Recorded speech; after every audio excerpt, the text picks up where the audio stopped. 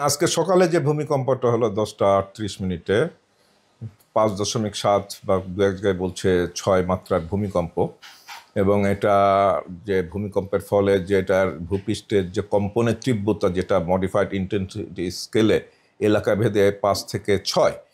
হ্যাঁ, এইটা স্মরণকালের মধ্যে হচ্ছে সবচেয়ে তীব্র ভূমিকম্প, যেটা আমরা তো অনেক সিনিয়র, আমাদের জীবন দশায় এত মাত্রার ভূমিকম্প বা এত বড় বাংলাদেশের অভ্যন্তরে দেখি নেই।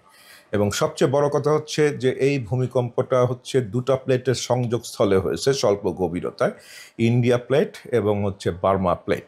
যেটা আমাদের গবেষণায় আমরা 2016-তে এটা প্রকাশ করেছি নেচার জিওসায়েন্সে, যে এখানে এই সাবডাকশন জোনে যেটা নটোরিয়াস আর্থকুয়েক হয়ে থাকে বিশ্বের সব জায়গাতেই, সেখানে 8.2 থেকে 9 শক্তিসম্পন্ন ভূমিকম্পের শক্তি এখানে জমা হয়ে আছে এবং এটা যে কোনো সময় জমা হয়ে যাবে। এবং এই দুটা, এই যে ইন্ডিয়া প্লেট এবং এটা বার্মা প্লেটের নিচে তলিয়ে যাচ্ছে। তো এবং এই যে সংযোগস্থলটা হচ্ছে সুনামগঞ্জ কিশোরগঞ্জ যে হাওর হয়ে মেঘনা নদী দিয়ে বঙ্গোপসাগরের দক্ষিণে চলে গেছে। এর পূর্ব পাশটা যে পাহাড়ি অঞ্চল সিলেট থেকে চিটাগাং, এটা হচ্ছে বার্মা প্লেট, এবং পশ্চিমের যে অংশটা এটা হচ্ছে ইন্ডিয়া প্লেট। তো এইটা এতদিন লকড হয়েছিল, এটা দুটা প্লেট লকড হয়েছিল, এবং এইটা যে আজকে যে ভূমিকম্প হলো এটা হচ্ছে আনলকড হলো। এই প্রসেসটা শুরু হলো, আনলক প্রসেসটা। এখন সামনে যে আরও বিপুল শক্তি এই প্লেটের ভিতরে জমা হয়ে আছে, সেটা এখন যে কোনো সময় আর একটা এর থেকে বড় মাত্রার ভূমিকম্প হওয়ার আশঙ্কা রয়েছে। এবং আমরা অনেক আগের থেকেই বলে আসছি যে আমাদের এখনো সামনে কিছু সময় আছে, সেই প্রস্তুতি দরকার।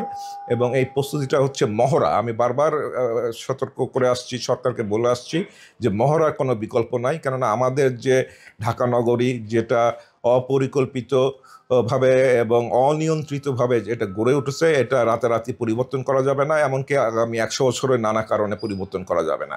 অতএব এই আমাদের অবকাঠামোর মধ্যেই আমাদেরকে বেঁচে থাকতে হবে। এবং এর যদি কিছু কৌশল আমরা অবলম্বন করি, যে ভূমিকম্পের সময় 2-1 কদমের মাধ্যমে নিরাপদ জায়গায় কিভাবে আশ্রয় নিতে পারি, সেইটা যদি আমরা ন্যাচারাল হ্যাজার্ড গেম, এখন সবাই স্মার্টফোন ব্যবহার করে, সেটাতে আমি বলছি সে আমরা যদি উন্মুক্ত প্রতিযোগিতার মাধ্যমে ন্যাচারাল হ্যাজার্ড গেম তৈরি করে সেটা সবাইকে আমরা দিয়ে দিই, তাহলে সেখান থেকে সবাই দ্রুত শিখতে পারবে।